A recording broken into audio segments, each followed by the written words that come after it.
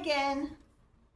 We're on page number 139 of Pursuit of His Presence.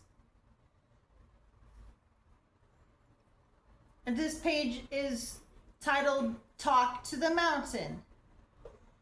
It starts with the book of Mark, chapter 11, verses 22 and 23.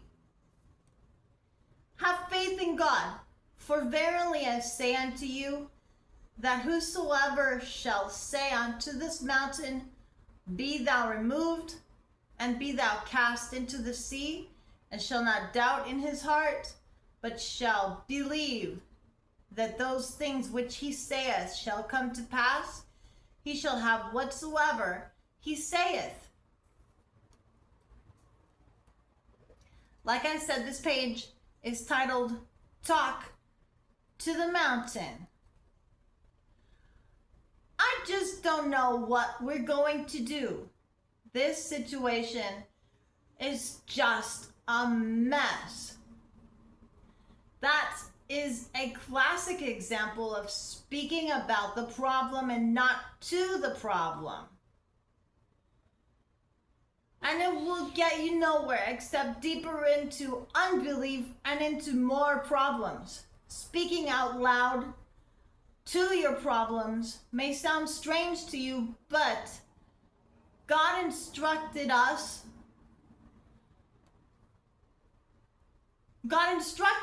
to. In Mark chapter 11, verses 22 and 23, he said to speak to the mountain. The mountain represents any problem or adversity in your life. You can change your circumstances by speaking to them. Romans chapter 4, verse 17 refers to such faith talk as calling things which be not as though they were. And both God himself and Abraham, the father of our faith, did it. It's important to note that calling things that be not as though they were is quite different from calling things that are as though they are not. When I declare that my needs are met according to God's riches and glory, I am not denying the existence of any financial problems I might be experiencing. I am not pretending they aren't there. I am calling forth the provision and declaring by faith that those needs are met. I am speaking to that financial mountain and commanding it to be removed and cast into the sea. I remember one Sunday morning many years ago, when I had to speak to a mountain of sickness that was trying to prevent me from preaching. I was so sick that as I stood behind the pulpit and started to read the word, I began to pass out. Now, I had already gone to God earlier that morning on the basis of his provision, and by faith I believed I received my healing, but the manifestation had not yet come. So I told the congregation I would be right back. Went to the other room and started speaking to that mountain. I ranted and raved and jumped all over the devil. I told him that I was healed by the stripes of Jesus. I told him his power over me had been destroyed. And I commanded him in Jesus' name to get his filthy hand of sickness off me. When I walked out of that room, I didn't feel any better physically, but I knew I had done what the word instructed me to do.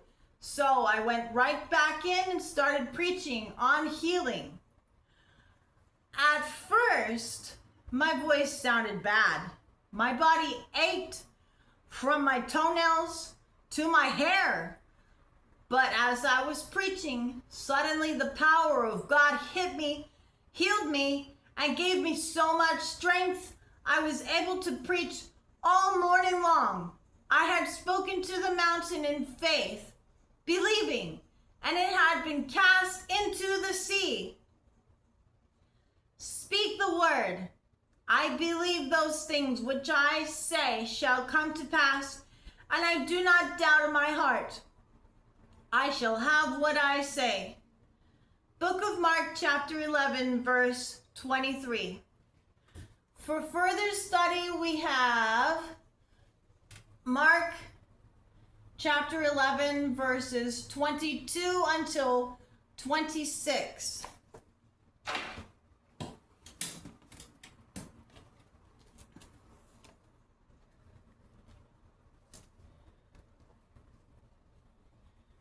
Have faith in God. Jesus answered, truly I tell you, if anyone says to this mountain, go, throw yourself into the sea, and does not doubt in their heart, but believes what they say will happen, it will be done for them. Therefore I tell you, whatever you ask for in prayer, believe that you have received it, and it will be yours. And when you stand praying, if you hold anything against anyone, forgive them, so that your Father in heaven may forgive you your sins. But if you do not forgive others their sins, God will not forgive yours. And we have daily reading, 2 Samuel chapters 20 and 21.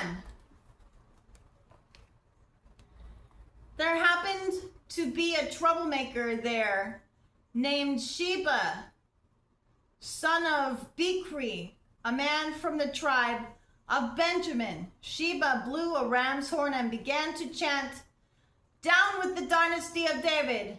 We have no interest in the son of Jesse. Come on, you men of Israel, back to your homes.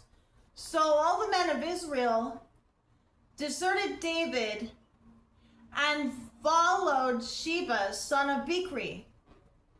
But the men of Judah stayed with their king and escorted him from the Jordan River to Jerusalem. When David came from his palace in Jerusalem, he took the 10 concubines he had left to look after the palace and placed them in seclusion. Their needs were provided for, but he no longer slept with them. So each of them lived like a widow until she died. Then the king told Amasa, mobilize the army of Judah within 3 days and report back at that time. So Amasa went out to notify Judah, but it took him longer than the time he had been given. Then David said to Abishai, Sheba, son of Bichri, is going to hurt us more than Absalom did. Quick, take my troops and chase after him before he gets into a fortified town where we can't reach him. So Abishai and Joab, together with the king's bodyguard and all the mighty warriors, set out from Jerusalem to go after Sheba. As they arrived at the great stone in Gibeon, Amasa met them, and Joab was wearing his military tunic with a dagger strapped to his belt. As he stepped forward to greet Amasa, he slipped the dagger from its sheath. How are you, my cousin? Joab said, and took him by the beard with his right hand as though to kiss him. Amasa didn't notice the dagger in his left hand, and Joab stabbed him in the stomach with it, so that his insides gushed out onto the ground.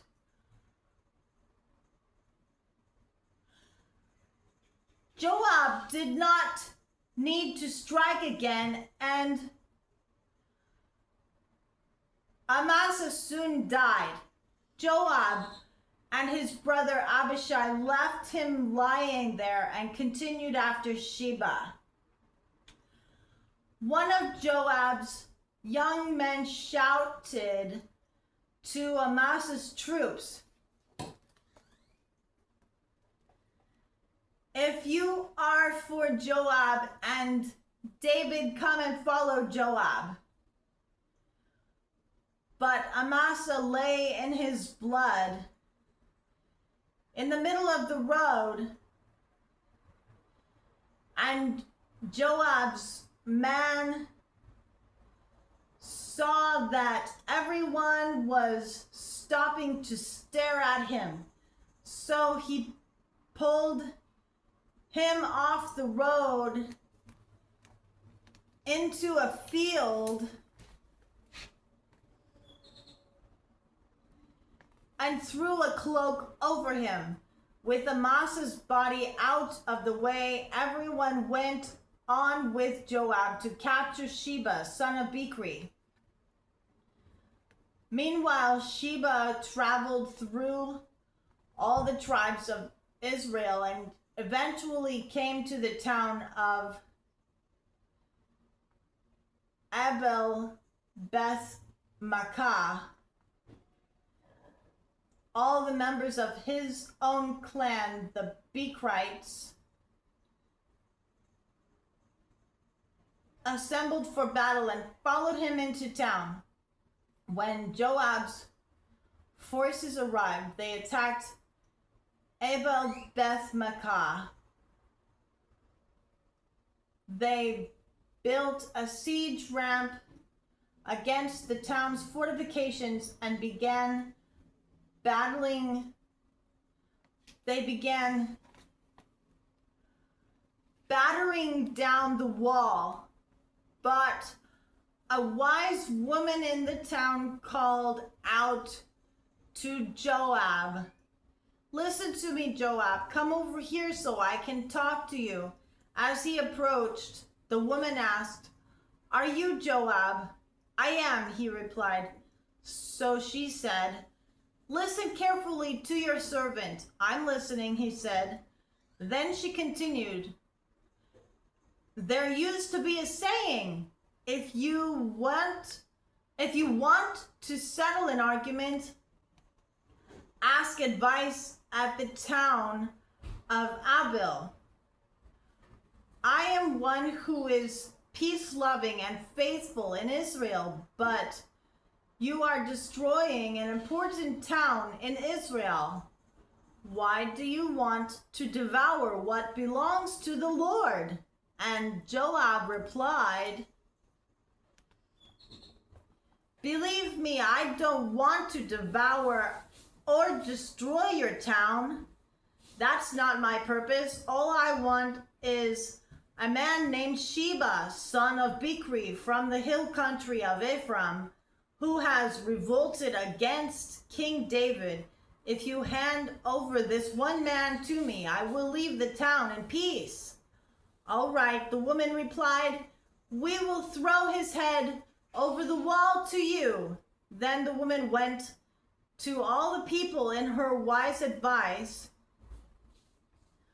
Then the woman went to all the people with her wise advice, and they cut off Sheba's head and threw it out to Joab. So he blew the ram's horn and called his troops back from the attack. They all returned to their homes, and Joab returned to the king at Jerusalem. Now Joab was the commander of the army of Israel.